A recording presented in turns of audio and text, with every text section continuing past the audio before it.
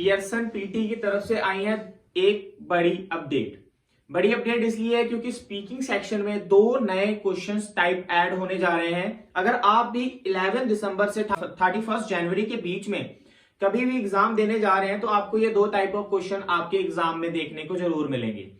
आपको पैनिक नहीं होना है, अंडर कॉन्फिडेंस नहीं जाना है, क्योंकि अच्छी बात यह है कि अभी फिलहाल इस दोनों क्वेश्चंस के ना तो मार्क्स ना स्कोर आपके उसमें ऐड होगा फाइनल स्कोर में, ना आपके फाइनल स्कोर से इस दोनों क्वेश्चंस का जो स्कोर है ना वो माइनस होगा।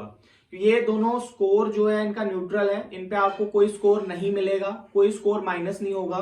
तो अगर आप ये क्वेश्चन करते हैं तो भी ठीक है, अगर आप ये क्वेश्चन नहीं करते हैं तो भी कोई परेशानी वाली बात नहीं है। फर्स्ट टाइप ऑफ क्वेश्चन जो आपके एग्जाम में आएगा 11 दिसंबर से 31 जनवरी तक, वो फर्स्ट टाइप क्या होगा, वो कुछ ऐसे होगा कि listen to and read a description of a situation. You will have 10 seconds to think about your answer. Then you will hear a beep. You will have 40 seconds to answer the question.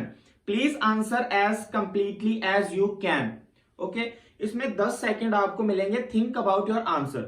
आपको 10 second मिलेंगे आपका answer सोचने के लिए, आपको अपना answer build up करने के लिए आपको 10 सेकंड्स मिलेंगे और 40 सेकंड्स मिलेंगे आपको। You will have 40 seconds to answer the question. आपके पास होंगे 40 सेकंड क्वेश्चन का आंसर देने के लिए।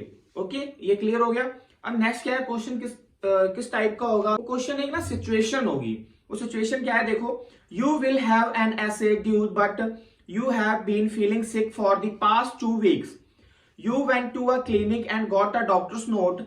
You feel better but have to ask your professor for an extension over the weekend. You go to your professor's office. What do you say to him? इसमें क्या situation है कि आप देखो you have an essay due, आपका एक essay due है, ठीक है। अब आप सही फील नहीं कर रहे थे, बीमार थे, अब आप उसकी दवाई वगैरह लेके आए, डॉक्टर के पास गए। अब आप ना प्रोफेसर के पास जाओगे, अपने टीचर के पास जाओगे। क्यों? देखो इसमें लिखा हुआ है यू फील बेटर, यहाँ है ask your professor for an extension. आप अपने प्रोफेसर के पास जा रहे हो, ये सिचुएशन है, यही सिचुएशन है इसमें कि आप अपने प्रोफेसर के पास जाकर एक्सटेंशन के लिए पूछोगे। You go to your professor office, what do you say to him. यही क्वेश्चन है कि आप जब अपने प्रोफेसर के पास जाओगे तो वहां जाने के बाद प्रोफेसर से इंग्लिश में क्या कन्वर्सेशन करोगे, ये है क्वेश्चन।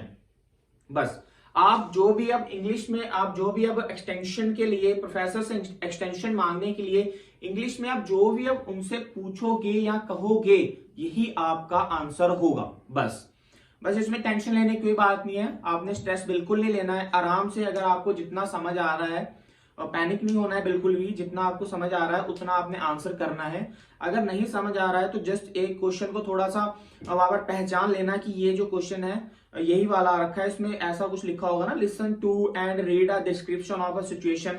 जब भी नए तरीके का क्वेश्चन आए, ये बीच में कहीं आएगा स्पीकिंग के पार्ट में, तो आपने बस इसका ध्यान रखना है कि ये क्वेश्चन जब भी आए तो पैनिक मत हो जाना, घबरा मत जाना।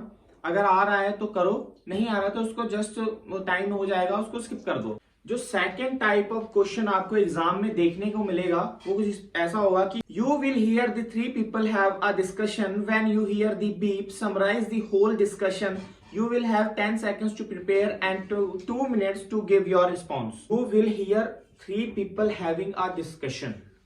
3 से 4 लोग, 2 लोग भी हो सकते हैं, 3 लोग भी हो सकते हैं, 4 लोग भी हो सकते हैं। ये डिपेंड करेगा क्वेश्चन पे कि वो कितने लोगों का डिस्कशन आपको सुनाएंगे। वहां पर एक रिकॉर्डिंग चलेगी जिसमें 2 से 3 लोग डिस्कशन कर रहे होंगे किसी भी टॉपिक पे। सपोज करो कि वो दिवाली जो निकल गई, वो 3 लोग ये डिस्कशन कर रहे हैं कि दिवाली आपकी कैसी गई, मेरी ऐसी गई, मैं वहां था, मैंने ऐसे एंजॉय किया, मैंने खूब सारे पटाखे चलाए और बहुत सारी बातें हो। जो ये सारा हम सुनेंगे, जो सारी रिकॉर्डिंग हम सुनेंगे, जो सारा डिस्कशन हम सुनेंगे, ये सारा कुछ सुनने के बाद हमें 10 seconds मिलेंगे समरी प्रिपेयर करने के लिए, क्योंकि इसमें क्वेश्चन ही यही है कि समराइज दी होल डिस्कशन। आपने सारे डिस्कशन जो आपने सुना है उसको समराइज करना है, उसके बाद आपको लगातार 2 मिनट तक बोलना है। अगर ये क्वेश्चन लॉन्ग टर्म में आता है स्पीकिंग के उसमें टास्क में, पीटी स्पीकिंग में, तो ये कुछ ना कुछ आइल्स के स्पीकिंग के टेस्ट जैसा हो जाएगा। जी हाँ, इसमें क्योंकि लगातार आपको बोलना है, 2 मिनट तक आपको लगातार बोलना है, इससे आपकी स्पीकिंग को जज किया जाएगा और अच्छे तरीके से टास्क जो है, टास्क टेकर जो ले रहे हैं आपका एग्जाम, उस पर अच्छे स्कोर देने के लिए, पीटी को और अच्छा इंप्रूव करने के लिए वो कुछ इस प्रकार के 2 क्वेश्चंस लेके आए हैं। तो इसको सिंपल है, आपने डिस्कशन सुनना है और उसके बाद 3 लोगों के डिस्कशन को आपने समराइज करके इसमें बोलना है स्पीकिंग में।